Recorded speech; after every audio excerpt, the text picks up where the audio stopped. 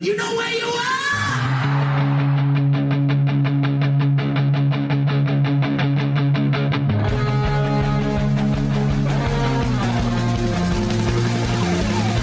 This is Appetite for Distortion.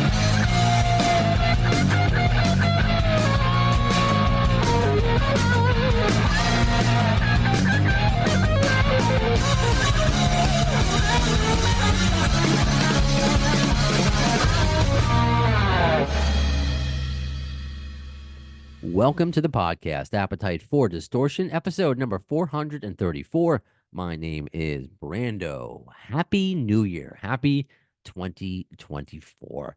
I'm excited for this year. Last year, life-changing. Got baby Brownstone involved in my life. He's currently taking a nap in the other room. So, as I've discussed on social media, I wish I was able to do more last year. Had 49 episodes done. Almost had 50. I tried to put out the review of the General before the end of the year, but I guess ended up like not liking what I said and just deleting it. Like it happens. I wonder if Axel ever really did that with a song. Just finished it and then just deleted it and never to be heard from again. It's interesting. So we're gonna start off the year with this.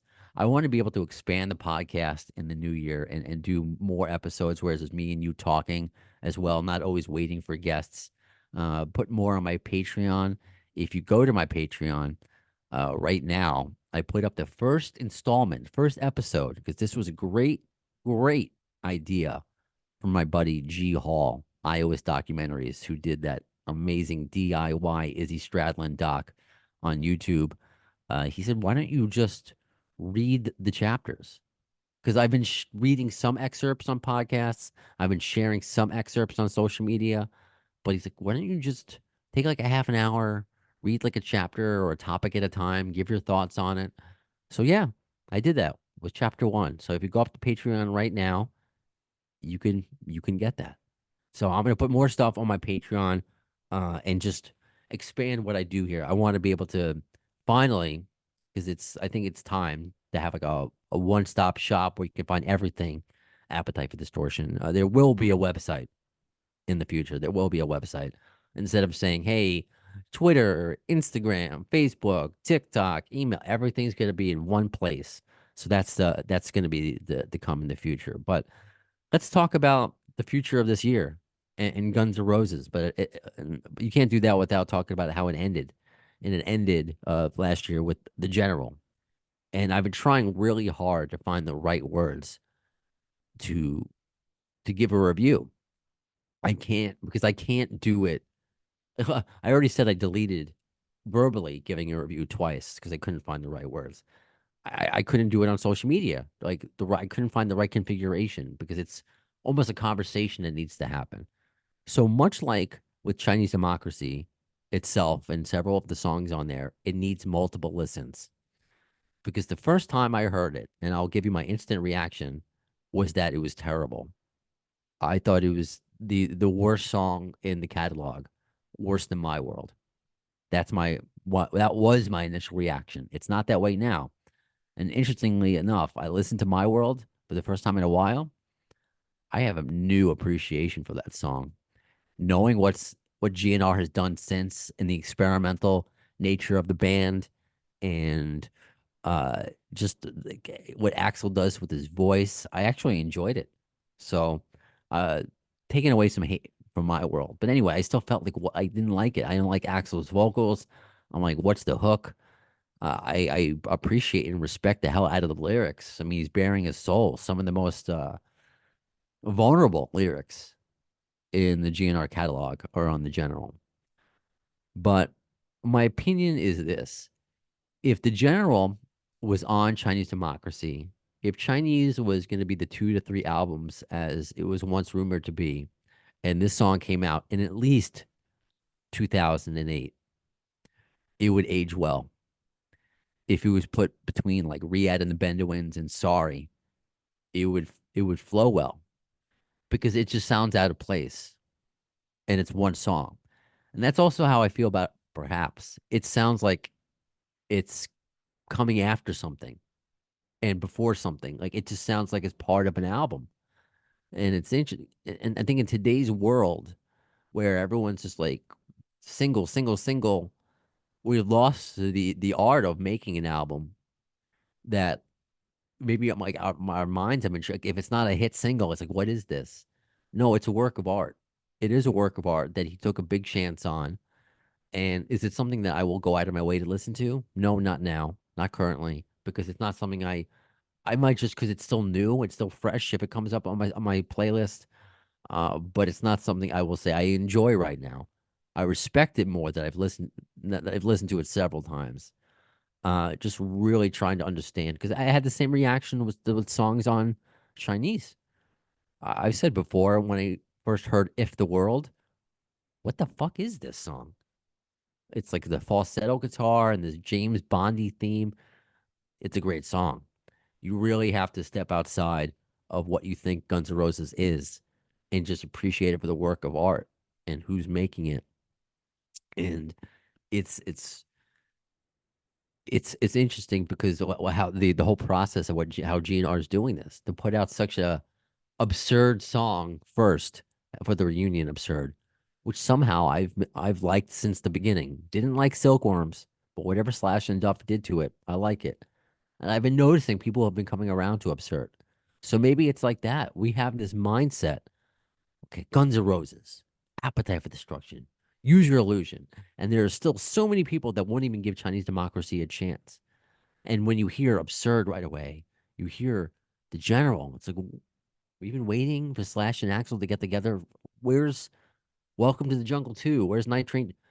It may never be that again. It's evolved. I'm thinking, and there's been guesses, and I have no insider information, that if anything happens this year, because Slash is on tour, Duff's with his new solo album, it is maybe it would be another two for a single, like another EP, another rumored song, Atlas Shrugged, maybe with Monsters, the leaked song that came out on the B side. Maybe that might happen, but I'm hoping that now that they're off the road for the first time in like 7 years, for like maybe they'll be off the road for two. I'm hoping honestly 2 years, at least a year, but 2 years to work on an album, to work on whatever Tom Mayhew said in that leaked VIP video that there's leftover Appetite stuff. So I'm hoping that these one-off singles are going to be part of an album, and you'll be able to hear the general before, right after perhaps, and before Monsters, and just the way it flows and the journey will make you appreciate and enjoy the song. I mean, Chinese Democracy, that might be the last album I've listened to, like an album. Let's put it that way. I've listened to albums, but it's not on the same repetitiveness as Chinese Democracy. Like were the days that I still had a CD player and would commute and just always just put that in and just play it over and over and over again. The journey of Chinese Democracy, and that's what these songs sound like. The journey of absurd to hard school to perhaps to the general to whatever's the monsters. Hopefully this year. I mean, the fact that they have the best song that they put together since the reunion, uh, the rumored Soul Monster, I guess being renamed Monster, is fantastic. And why it got leaked, I don't know. Was it on purpose? Was it to show that, hey, we actually have good songs that, the majority will like? And I don't even want to say that good versus bad. Again, it's the best. I thought the best review was a simple comment on Facebook. I think it was like his name was Carlos. That perhaps sounds like a horror movie, and you know I love horror movies. And when I read that, I'm like, yeah, because it's kind of uncomfortable to listen to. It's awkward, it's weird, it's uncomfortable, like me. So that also gave me new appreciation for it. So that whatever 2024 brings, I think these songs are gonna age better. I think at the very least we have a whole year of just wondering what we still have here as Guns N' Roses fans. What I can guarantee you is merch. I have no insider information, but I'm quite confident there will be merch. uh, this year for Guns N' Roses. But I hope they take a rest, man. I mean, oh, Slash's not resting, Duff is not resting, but Axl, because I'll say this, and it was on one of my reviews, and because I just got to be honest with it, I think he really needs a rest. Justin Hawkins from The Darkness gave a very harsh but very educated review of Bon Jovi's voice, and broke it down scientifically, and the nodules on the esophagus is really medically. And he's somebody that he's a singer. Has a great voice, so I appreciate where he's coming from with that. He's like, I love Bon Jovi. I'm not telling anybody not to go see him, but it's not the sound that we're accustomed to. That's how Axel is now, and he's a smart man. He he knows. He has to know what he sounds like, and I think he's trying just to keep everything in tune. So he's not pitchy, he's not out of tune, not all over the place. He's keeping it. He's really walking this tightrope, and it's hard to do it with that voice and the energy he puts in. There was a recent interview with Duff that I found very interesting about he had to defend the 3.5 hour shows. To some fans, it's too long, which I think is very silly. You're paying that amount of money. Guns N' Roses probably gives you the most bang for your buck than any band. I mean, what do you want to say, Bruce Springsteen? I'm sorry. I mean, I like Bruce, but I mean, so many of his songs just sound the same. I just feel like I'd be hearing a song for like 3.5 hours with him. I know that's sacrilege to say to some people who worship at the altar of Bruce, but I'm not one of them. I mean, with Guns, it's fast paced, it's slow paced, it's Chinese, it's Appetite. There's so much. There's covers. There's a whole journey you're getting there. But what Duff said about being in pain the next day, and he's got arguably in the best shape out of all of them. So I mean, if Duff's in pain, it's just interesting. If they ever had the conversation, let's cut this down. I know it's hard to leave stuff out, and people will be complaining, but you could cut it down and you really alter the set list. So I think you will have more people traveling to see shows, like my wife with Dave Matthews, because it's like, oh man, you got this show. Well, they had this plan. Well, I was at that show and they played this, and it's just like there's an app she has that says like what show plays what songs.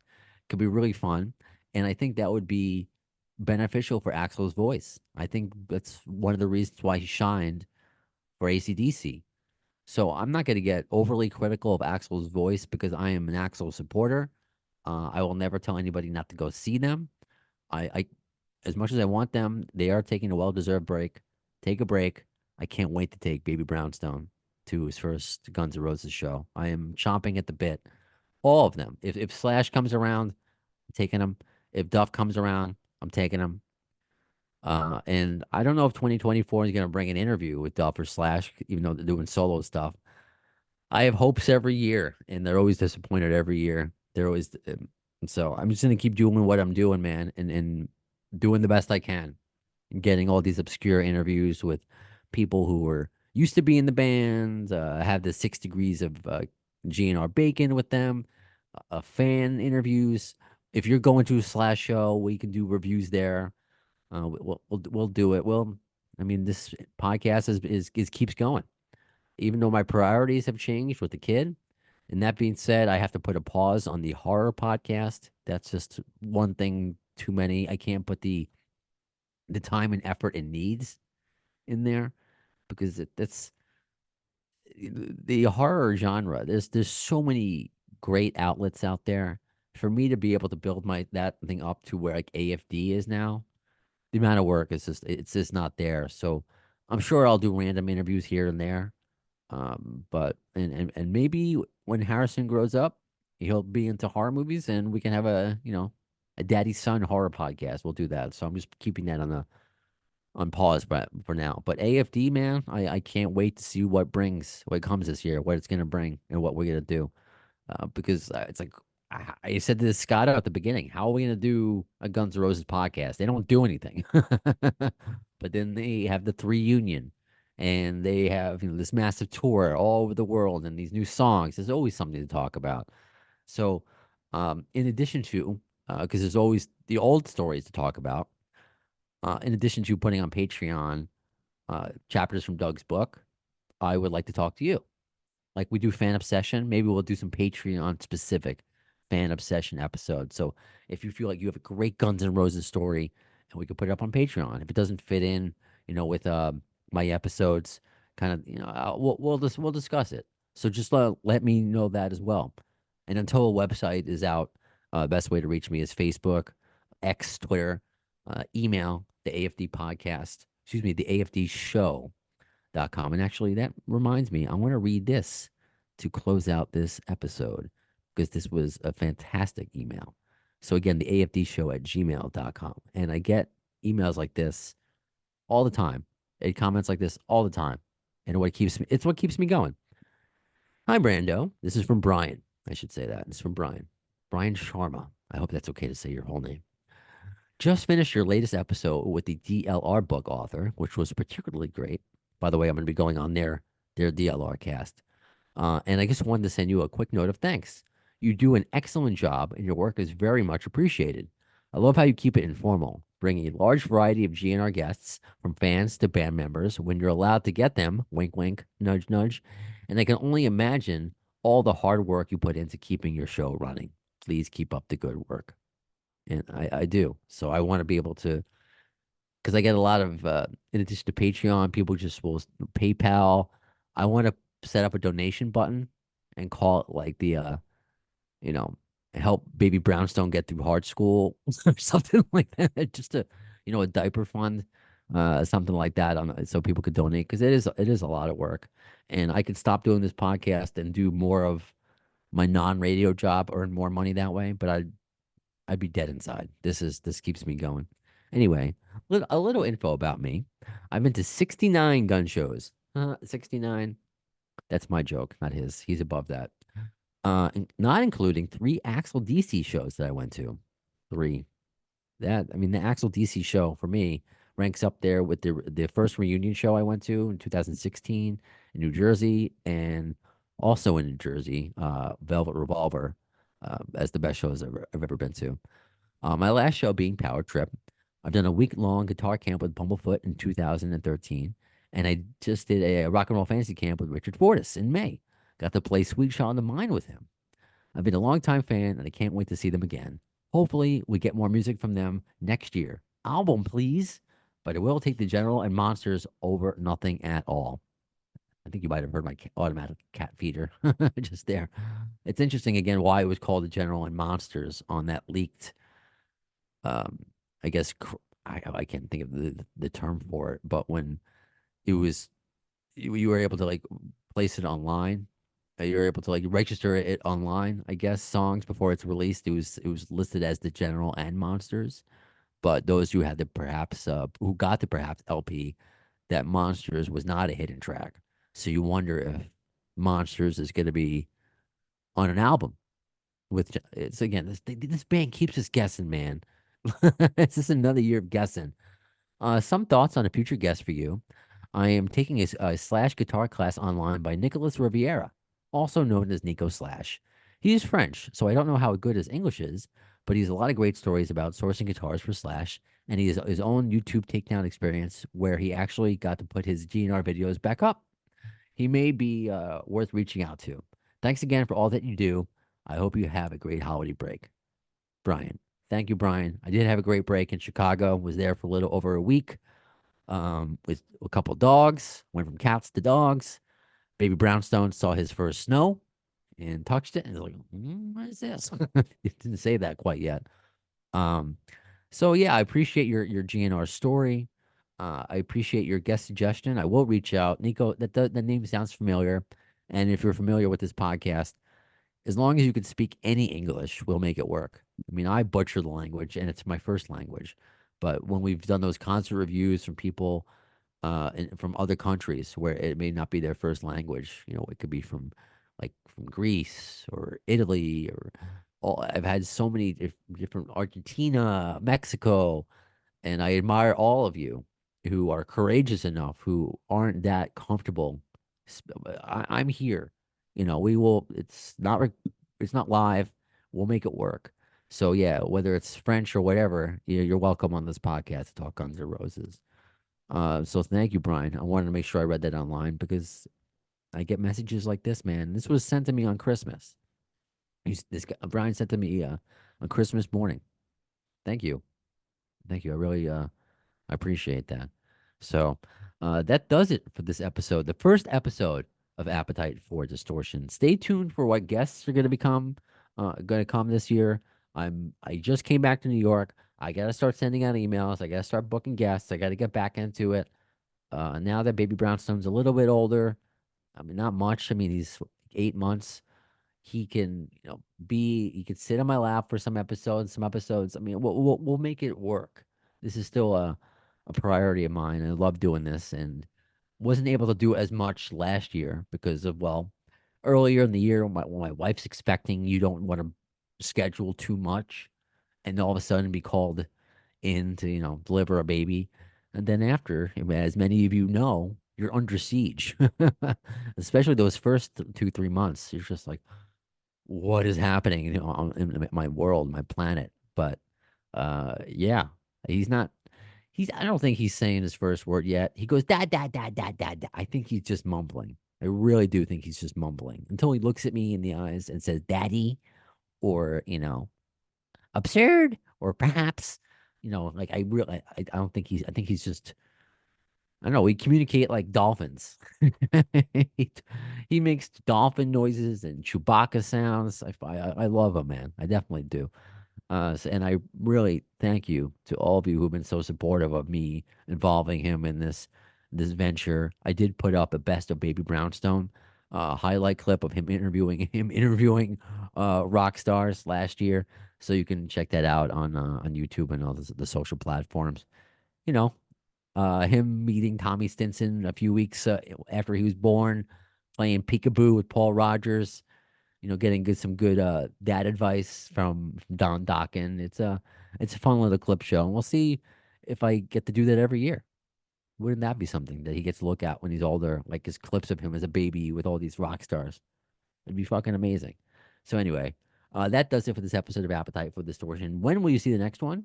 Well, in the words of Axl Rose concerning Chinese democracy, I don't know if soon is the word, but you'll see it.